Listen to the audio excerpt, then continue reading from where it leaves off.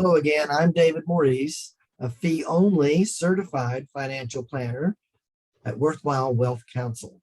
And I'm Andrew Worley, Associate Advisor at Worthwhile Wealth Counsel. Now, Yeah, David, hey, how are you this morning? I'm great. How are you doing? I'm good. I'm really good. Couldn't help but notice as we've jumped on here that your background appears different than usual.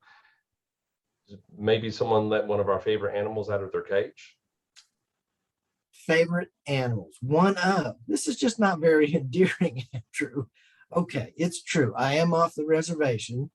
Actually, I'm very close to the reservation, coming to you virtually here from Sedona, Arizona. Well, it's good to see you, and I hope everything's well out there. It's good. Very good. Good. So this week, as part of what we do with our weekly performance report, Mhm. we review what's changed and what's going on, and then we talk a little more about that. And one thing we've discussed in the past during these reports is the teeter-totter that we've noticed in between value and growth stocks. And this week we saw maybe a wrinkle in that, or maybe another Mhm. fold in that, and that Mhm. is the shift between small companies and large companies. Exactly. So, for example, this week, one of the best performers domestically was large value companies. They were up almost 1.4% on the week. Very true. It is a shift. We have talked about the teeter-totter between growth and value the last month or so. Up to the first half of this year, the whole market was led by this roaring back of small value and everybody else sort of jumping on board. And now we have seen that shift. You talked about the teeter-totter between growth and value, but it's also now shifted to where our leading for last week, as you said, was large value, also mid value, very close to that. And that's something we want to focus a little bit more on going forward. But for just today, mid caps are also divided between the growth side and the value side. But mid by itself, there's a reason that we look at all of these where we've got large companies, mid-sized companies, and small. And Andrew, you know how we've talked about, everybody understands that you want to be buying low and selling high. So how does that fit into looking at all these different asset classes from week to week?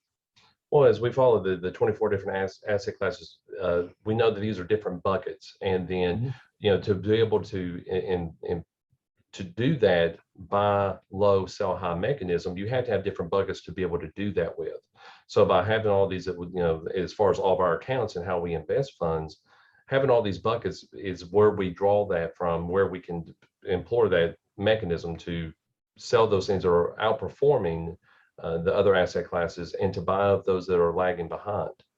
So having the vision, being able to see the pattern from week to week is actionable, not for every account, but across accounts and all of the asset classes. So more ability to see those asset classes and watch them forming patterns. This is not just intriguing for us as geeks and nerds watching it, but it is actionable information. So we just wanted to point out, kind of pull people out of the weeds a little bit where we nerds like to live, and help people understand that it's important to see these. And we'll talk more about the mid caps because they sort of get lost between large caps and small caps. So going forward, what else do we have to look at, Andrew? Well, just talking about those buckets, and we don't just focus domestically, we also focus on a global scale. So Uh-huh. things looking around the globe, commodities added to their good performance this year. It's a little unusual how well they performed compared to recent years. This year, they've added to that again this week, adding almost 0.6%, bringing their year-to-date total to about 22%. Yeah, and it's a long time coming. We're just now pulling out of a negative 3, 5, 10, 15-year period. The 5 is now positive, and we're looking toward the 15 years is going to be positive very soon as well. So we'll come back to that another time. What else do we see in the foreign markets? Well, really, the foreign markets were the best performers last week. We had most of them up well over 1% and a couple of them near 2%. Now, their year to dates have just crossed into double digits, very different than what we've seen domestically. But last week, they were the top performers. Yeah, it's been a long time. I can't tell you when, but it's been a long time since we've seen the foreign markets come up better in a 1 week performance and beginning to close that gap between how well the US market and the foreign markets have done. Now, the exception, of course, is emerging markets, which dropped almost a point, 0.86 last week, and struggling to even get to 1% for the year to date. It's interesting because every recovery, every bear market is different. And the pattern we see here is since the Great Recession, as we pulled out of that, it was emerging markets that did better through downturns and did better through the rising market, as we saw. Now we have this surging US and now foreign markets, but emerging is really struggling. So that takes us to, I guess I'll let you do the bonds again this week. What do you have to say about bonds? What do we see there, Andrew? Well, what we see is bonds have decided to be stubbornly boring. They appear to, yes, they appear like they don't know what they want to do. Last week, high corporate or high yield bonds, they were negative for the week. U.S. bonds were, non-U.S. bonds, excuse me, were up barely.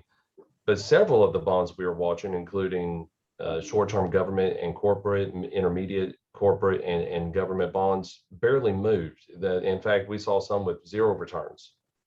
That's a strange thing. And my eye is always drawn to something I'm not used to seeing. And we see short-term corporate bonds actually didn't, it's 0.00. That's a commitment. That's almost a dedication to boring. So we have to call them out for that. I don't know if that's a good thing or bad thing. They didn't go up. They didn't go down. They just stuck right there. Yeah, so they definitely seem to be committed to being stubbornly boring. So nothing to buy or sell there, huh? No. In fact, the best performers were high yield and tips were our best performers, and they were only up about 2 to 0.3%. Yeah. Well, I guess that's it for this week's Common Sense. Thanks for watching, and we'll see you again for the next one. Coming to you from Sedona, I'm still Picky. And I'm still Petty. And together we are the Picky Pedants of Worthwhile Wealth Council. Council. See you again.